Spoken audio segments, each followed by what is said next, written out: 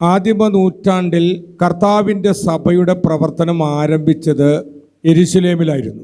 ആ യെരുശലേമിൽ ഉണ്ടായിരുന്ന കർത്താവിൻ്റെ സഭയിൽ ആത്മാക്കൾ, പാപികളായ വ്യക്തികൾ രക്ഷിക്കപ്പെട്ട് യേശുവിനെ സ്വീകരിച്ച് സ്നാനപ്പെട്ട് സഭയിൽ വന്നത് മാസത്തിലൊരിക്കലാണെന്നല്ല, ആണ്ടിലൊരിക്കലാണെന്നല്ല, ആഴ്ചയിലൊരിക്കലാണെന്നല്ല, വല്ലപ്പോഴും ആയിരുന്നു എന്നല്ല. വളരെ വ്യക്തമായിട്ട് തിരുവചനം പഠിപ്പിക്കുന്നത് ദിനംപ്രതി രക്ഷിക്കപ്പെടുന്നവരെ കർത്താവ് തൻ്റെ സഭയോട് ചേർത്തുകൊണ്ടിരുന്നു എന്നാണ്.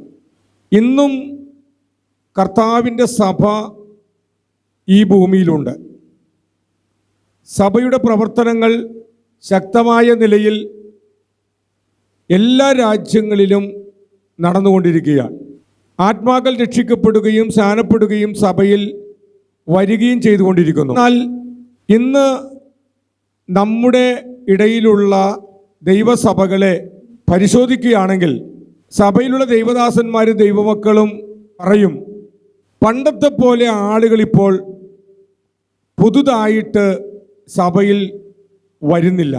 ഒന്നുകിൽ വിശ്വാസികളുടെ മക്കൾ സ്നാനപ്പെട്ട് സഭയിൽ വരുന്നു, അല്ലെങ്കിൽ വല്ലപ്പോഴും ഏതെങ്കിലും വ്യക്തികളോ കുടുംബങ്ങളോ സഭയിൽ വരുന്നു. പണ്ടത്തെ പോലൊരു വളർച്ച സഭയ്ക്ക് ഇല്ല എന്നുള്ളൊരു ഉത്തരം ഇവരിൽ നിന്നൊക്കെ നമുക്ക് ലഭിക്കുവാനായി സാധിക്കും. എന്തുകൊണ്ട് ആദിമ നൂറ്റാണ്ടിൽ ദിനംപ്രതി ആളുകൾ രക്ഷിക്കപ്പെട്ട് സഭയിൽ വന്നു, ഇന്നത്തെ സഭകളിൽ എന്തുകൊണ്ട് ദിനംപ്രതി അല്ലെങ്കിലും ആഴ്ചയിലൊരിക്കലെങ്കിലും പുതിയ ആത്മാക്കൾ വരുന്ന, അല്ലെങ്കിൽ മാസത്തിലൊരിക്കലെങ്കിലും പുതിയ ആത്മാക്കൾ വരുന്ന അനുഭവം വളരെ വളരെ കുറവായിട്ടാണ് ഭൂരിപക്ഷം സഭകളിലും നമുക്ക് കാണുവാൻ സാധിക്കുന്നത്. ഇതിൻ്റെ കാരണം എന്തായിരിക്കും? പണ്ടത്തെ പോലെ സഭ ശക്തമായി വളരാത്തതിൻ്റെ പിന്നിൽ എന്തെങ്കിലുമൊക്കെ കാരണമുണ്ടാകും. ആദിമ നൂറ്റാണ്ടിൽ സഭ വളരെ പെട്ടെന്ന് വളർന്നു വന്നതിൻ്റെ പിന്നിൽ ചില ഘടകങ്ങളുണ്ടായിരുന്നു. അത് അപ്പോസ്തല പ്രവൃത്തികൾ 2-ാം അധ്യായം 44 മുതൽ 47 വരെയുള്ള വാക്യങ്ങൾ പഠിക്കുമ്പോൾ നമുക്ക് കാണാൻ സാധിക്കും. അത് ഇന്നത്തെ സഭകളിലും പ്രായോഗികമാക്കുകയാണെങ്കിൽ 100% ഉറപ്പായിട്ട് എനിക്ക് പറയുവാൻ സാധിക്കും, നമ്മുടെ സഭകളിലും പുതിയ പുതിയ കുടുംബങ്ങളും ആത്മാക്കളും വന്നു ചേർന്ന് സ്നാനപ്പെട്ട് സഭ വളരുന്ന അത്ഭുതകരമായ കാഴ്ച നമുക്ക് കാണുവാൻ സാധിക്കും. എന്താണ് ആ 7 കൂട്ടം കാര്യങ്ങൾ? 44-ാമത്തെ വാക്യത്തിൽ 1-ാമത്തെ കാര്യം പറഞ്ഞിട്ടുണ്ട്. വിശ്വസിച്ചവർ എല്ലാവരും ഒരുമിച്ചിരുന്നു. സഭയിലേക്ക് യഹൂദന്മാരും ജാതികളുമായ ആളുകളാണ് വിശ്വാസത്തിൽ വന്നത്. സാമ്പത്തികമുള്ളവരും പാവപ്പെട്ടവരും സഭയിൽ വന്നു ചേർന്ന ആ കൂട്ടം ആളുകൾ, വിശ്വസിച്ച ആ മനുഷ്യർ ഒരുമിച്ചിരിക്കുവാൻ അവർ തയ്യാറായി.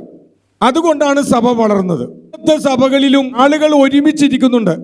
കസേരയിലിരിക്കുന്ന കാര്യമല്ല ഞാൻ പറയുന്നത്. അതിനേക്കാളെല്ലാം ഉപരി സഭയിൽ വന്നവർ പക്ഷപാതമില്ലാതെ, വേറുകൃത്യമില്ലാതെ, പക്ഷം തിരിഞ്ഞുള്ള, ഗ്രൂപ്പ് തിരിഞ്ഞുള്ള പരിപാടികളൊക്കെ ഉപേക്ഷിച്ച് അവനും ഞാനും ഒരേ ദൈവത്തിൻ്റെ മക്കളാണെന്നും സഹോദരി സഹോദരന്മാരാണ് എന്നുമുള്ള ഒരു വിശ്വാസവും ഒരു മനസ്സും ഉണ്ടെങ്കിൽ മാത്രമാണ് ഒരുമിച്ചിരിക്കുവാനായി കഴിയുകയുള്ളൂ.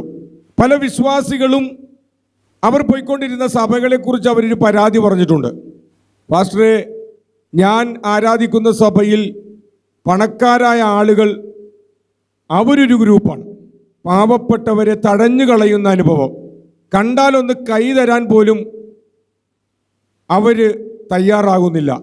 പിന്നെ ഒരു പേരിന് ഒരു സ്തോത്രം പറയുക, കൈതരിക എന്ന് മാത്രമേ ഉള്ളൂ. അവർ ഒരുമിച്ചിരിക്കുന്നതും ഒരുമിച്ച് സഞ്ചരിക്കുന്നതും ഭക്ഷണം കഴിക്കുന്നതും അങ്ങോട്ടും ഇങ്ങോട്ടും പോകുന്നതും സാമ്പത്തികമുള്ളവരുമായുള്ള ആളുകളായി ഒരുമിച്ച് ചേർന്ന് ആണ് അവർ നിൽക്കുന്നത്. എങ്ങനെ സഭ വളരും? സഭയിൽ പല പല ഗ്രൂപ്പുകളായി ആളുകൾ മാറി മാറി നിൽക്കുകയാണെങ്കിൽ ആ സഭയിൽ കർത്താവിന് പ്രവർത്തിക്കാൻ കഴിയില്ല. ആ സഭയിലേക്ക് ആത്മാക്കളെ കർത്താവിന് അയക്കുവാൻ സാധ്യമല്ല. കർത്താവ് നോക്കുമ്പോൾ പല ചിന്താഗതികളുമായി പല ഗ്രൂപ്പുകളായി പല പല പക്ഷങ്ങളായി നിൽക്കുന്നൊരു സഭ, അവിടേക്ക് ദൈവത്തിന് ആത്മാക്കളെ അയക്കുവാൻ കഴിയില്ല. അവർ പറയും, ഇപ്പോൾ പണ്ടതുപോലെ ആത്മാക്കൾ രക്ഷിക്കപ്പെടുന്നില്ല, സഭയിൽ വരുന്നില്ല എന്നൊക്കെ പരാതി പറയും. കാരണമെന്ത്? സഭയിൽ വന്ന വിശ്വാസമുള്ള ദൈവമക്കൾ ദൈവസന്നിധിയിൽ ഒരുമിച്ചിരിക്കുവാൻ അവർ തയ്യാറാകാതിരിക്കുന്നു. അതുകൊണ്ടാണ് സഭ വളരാത്തത്. രണ്ടാമത്തെ കാര്യം അവിടെ പറയുന്നു, സഭയിൽ വന്നവർ, പ്രത്യേകിച്ച് വസ്തുവകകളുള്ളവർ, അവരുടെ ജന്മഭൂമികളും വസ്തുവകളൊക്കെ വിറ്റ് അത് അപ്പോസ്തലന്മാരുടെ കാൽക്കൽ കൊണ്ടുവച്ചെന്നാണ്. എന്നിട്ട് അപ്പോസ്തലന്മാർ ആവശ്യമുള്ളതുപോലെ എല്ലാവർക്കും തുല്യമായി അത് പങ്കുവെച്ചു കൊടുത്തെന്നാണ്. തങ്ങളുടെ വസ്തുവകകളും സ്വത്തുക്കളും വിൽക്കുവാൻ അപ്പോസ്തലന്മാർ ഒരിക്കലും പ്രസംഗിച്ചിട്ടില്ല, പഠിപ്പിച്ചിട്ടില്ല. പിന്നെന്തുകൊണ്ട് ആദിമസഭയിലെ വിശ്വാസികൾ അങ്ങനെ ചെയ്തു? അതിന് കാരണം യേശുവിൻ്റെ യഥാർത്ഥ സ്നേഹം അവർ തിരിച്ചറിഞ്ഞപ്പോൾ, അവർ സഭയ്ക്കുള്ളിലേക്ക് വന്നപ്പോൾ, ആ ക്രിസ്തുവിൻ്റെ സ്നേഹം അവരുടെ ഹൃദയത്തിൽ നിറഞ്ഞ് കവിഞ്ഞപ്പോൾ, തങ്ങളുടെ സഭയിൽ വസ്തുവകകളില്ലാത്ത വളരെ പാവപ്പെട്ട ആളുകളും സഭയിലുണ്ടെന്ന് അവർ മനസ്സിലാക്കിയപ്പോൾ, എല്ലാവർക്കും ഭൗതികമായ യാതൊരു മുട്ടുമില്ലാതെ മുന്നോട്ട് പോകുവാൻ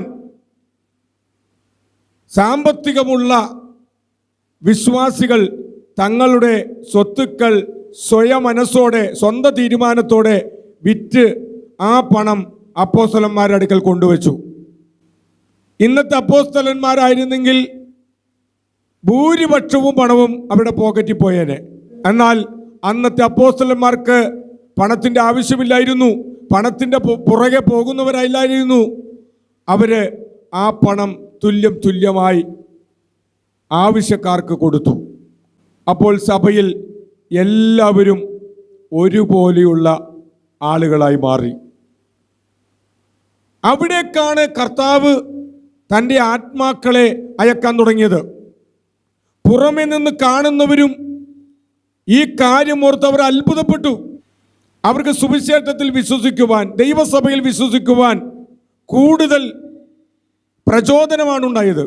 അവർ മുന്നോട്ട് വന്നു, അവർ രക്ഷിക്കപ്പെടാൻ തുടങ്ങി, അവർ സ്നാനപ്പെടുവാൻ തുടങ്ങി.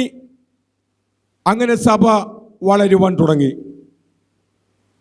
ഇന്നത്തെ നമ്മുടെ സഭകളിൽ പണക്കാരനെന്നും പണക്കാരൻ, പാവപ്പെട്ടവനെന്നും പാവപ്പെട്ടവൻ, വാടകയ്ക്ക് കിടക്കുന്നവനെന്നും വാടകയ്ക്ക് കിടക്കുന്നവൻ, അവനൊരു വളർച്ചയില്ല. അവനെ ഒന്ന് സഹായിക്കുവാൻ പലരും തയ്യാറാകുന്നില്ല.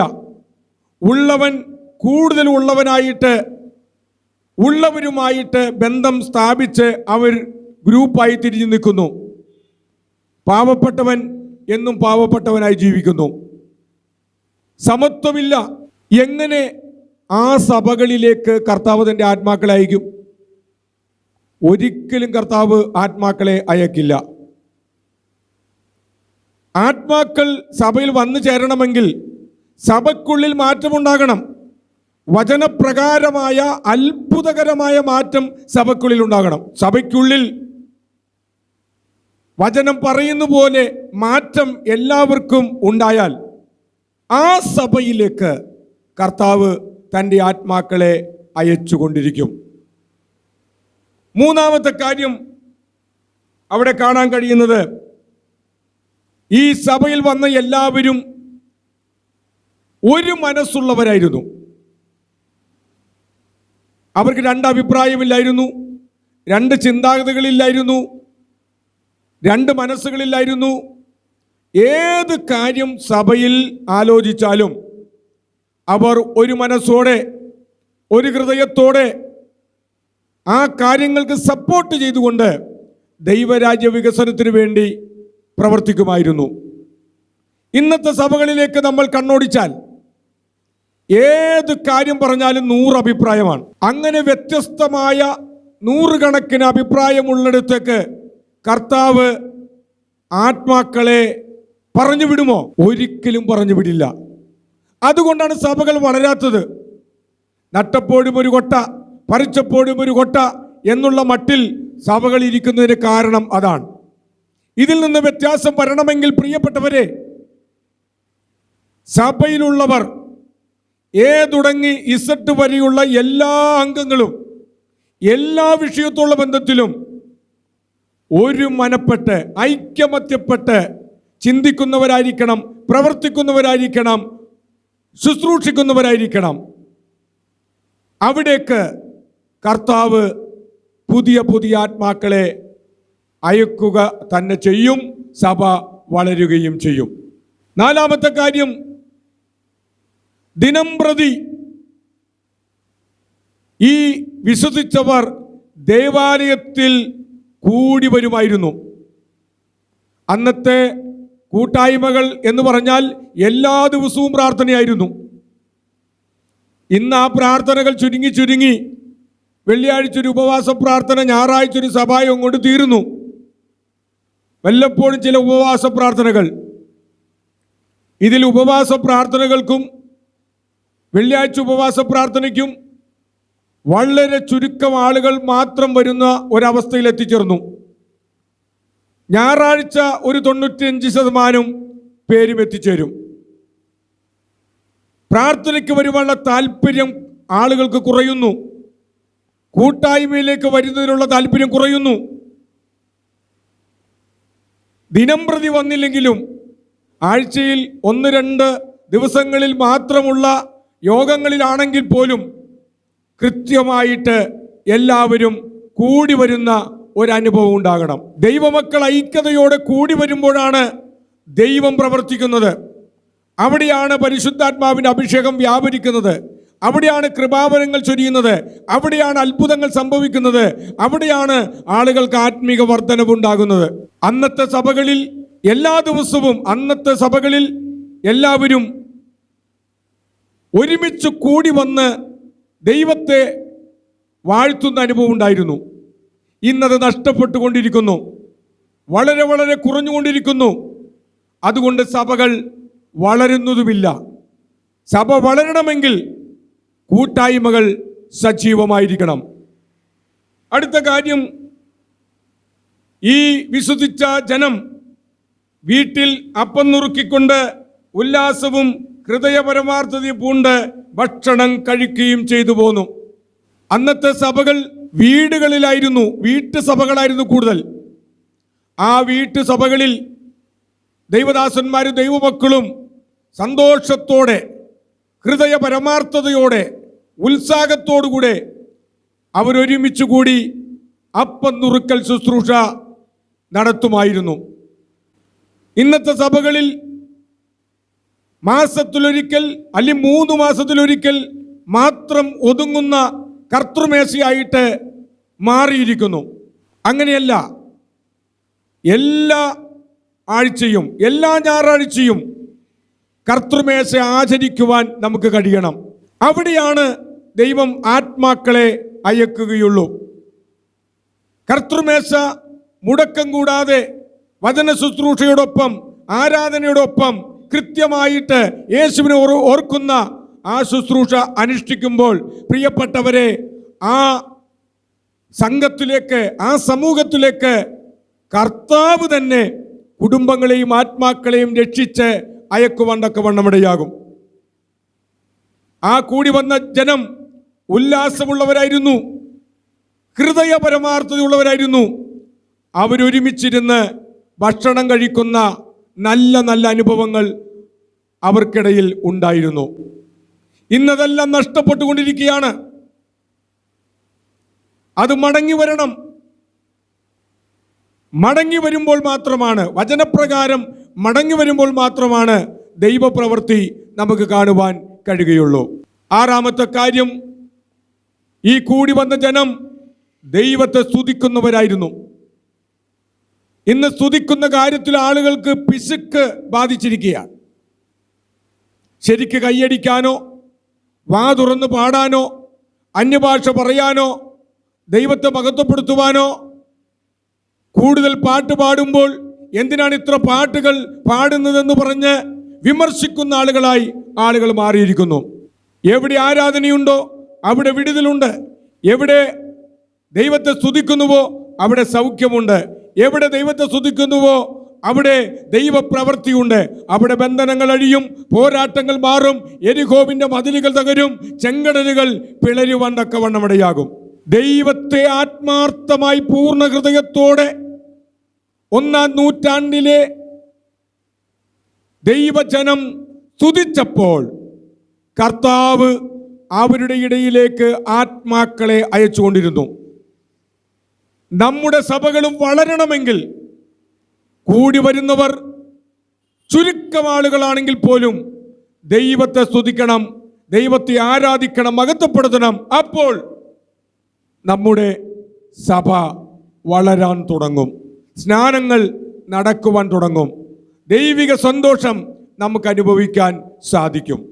ഏഴാമത്തെ കാര്യം, സകല ജനത്തിൻ്റെ ഈ കൃപ ഈ ദൈവജനം അനുഭവിക്കുകയും ചെയ്തു. എന്താണ് ഇതിൻ്റെ അർത്ഥം? സഭയിൽ രക്ഷിക്കപ്പെട്ട് കടന്നു വന്ന ആളുകളെ രക്ഷിക്കപ്പെടാത്തവർ അവർ ശരിക്കും നമ്മളെ വീക്ഷിച്ചുകൊണ്ടിരിക്കുകയാണ്.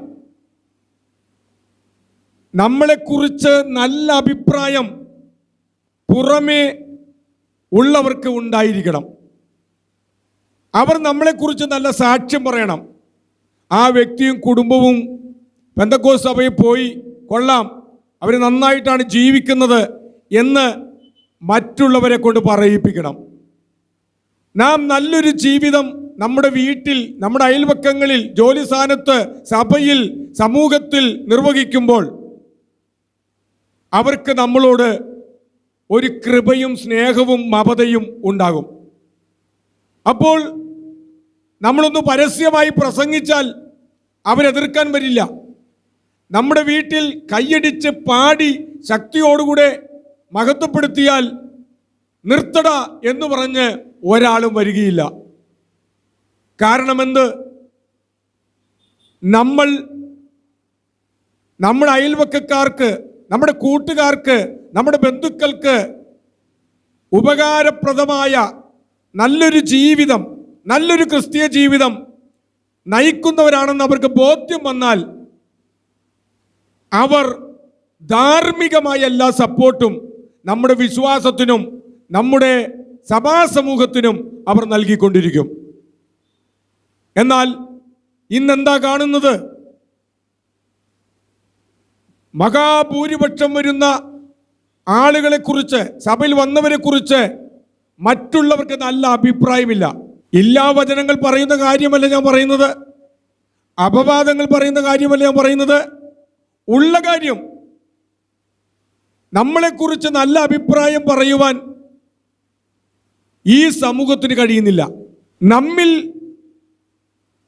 പുറമെ നിൽക്കുന്ന ആളുകൾക്ക് ഒരു വിശ്വാസം, നമ്മുടെ ജീവിതത്തെക്കുറിച്ച്, നമ്മുടെ ഉപദേശത്തെക്കുറിച്ച്, നമ്മുടെ കാഴ്ചപ്പാടുകളെക്കുറിച്ച് അവർക്ക് വിശ്വാസം വരുന്നില്ല എങ്കിൽ, അവർക്ക് അവിശ്വാസമാണ് നമ്മിൽ ഉള്ളതെങ്കിൽ അവർക്ക് നമ്മളോട് ചേർന്ന് വരുവാനുള്ള താല്പര്യമുണ്ടാവുകയില്ല. നമ്മൾ പ്രസംഗിക്കുന്നുണ്ടാകും, ട്രാക്ട് കൊടുക്കുന്നുണ്ടാകും, പരസ്യങ്ങൾ നടത്തുന്നുണ്ടാകും, ഉപവാസ പ്രാർത്ഥനകൾ നടത്തുന്നുണ്ടാകും, ദൈവം ഇടപെടുന്നുണ്ട്. പക്ഷേ പുറമെയുള്ള അവിശ്വാസികളായ ആളുകൾക്ക് നമ്മുടെ ജീവിതത്തെ കുറിച്ച് നല്ലൊരു അഭിപ്രായം ഇല്ലെങ്കിൽ അവർ കർത്താവിൻ്റെ സഭയിൽ നിന്നും അകന്നകന്നു പോയിക്കൊണ്ടിരിക്കും. അത് മാറണമെങ്കിൽ ഒറ്റ വഴിയേ ഉള്ളൂ. ദൈവത്തിൻ്റെ മുൻപാകെയും ഈ ലോകത്തിൻ്റെ മുൻപാകെയും നല്ല മനസ്സാക്ഷിയോടുകൂടെ നല്ല ക്രിസ്തു വിശ്വാസികളായി നമ്മൾ ജീവിക്കുക, ഈ സമൂഹത്തിൽ ജീവിക്കുക. അപ്പോൾ മറ്റുള്ളവരുടെ കൃപയും നമുക്ക് അനുഭവിക്കാൻ കഴിയും. ഈ 7 കൂട്ടം കാര്യങ്ങൾ ആദിമസഭയിൽ ഉണ്ടായിരുന്നു. അതുകൊണ്ട് ദിനം പ്രതി ആളുകൾ രക്ഷിക്കപ്പെട്ടു കർത്താവ് സഭയിലേക്ക് അവരയച്ചുകൊണ്ടിരുന്നു. സഭ വളർന്നുകൊണ്ടിരുന്നു. ഈ 7 കൂട്ടം കാര്യങ്ങൾ ഇന്നത്തെ സഭകളും പ്രായോഗികമാക്കുകയാണെങ്കിൽ 100% ഉറപ്പായിട്ട് എനിക്ക് പറയുവാൻ സാധിക്കും, നമ്മുടെ സഭകളും വളരും. പുതിയ കുടുംബങ്ങൾ സഭയിൽ വരും, ആളുകൾ രക്ഷിക്കപ്പെടും, സ്നാനപ്പെടും, വലിയ സന്തോഷമുണ്ടാകും, ദൈവത്തിൻ്റെ നാമം മഹത്വപ്പെടുവാനിടയാകും. അതിലേക്ക്, സഭാ വളർച്ചയിലേക്ക് ഈ സന്ദേശം നമ്മളെ ഒരുപോലെ സന്തോഷത്തോടെ നയിക്കട്ടെ എന്ന് ആശംസിച്ചുകൊണ്ട് പ്രാർത്ഥിച്ചുകൊണ്ട് ഞാൻ ദൈവത്തിൽ ഇരിക്കുന്നു.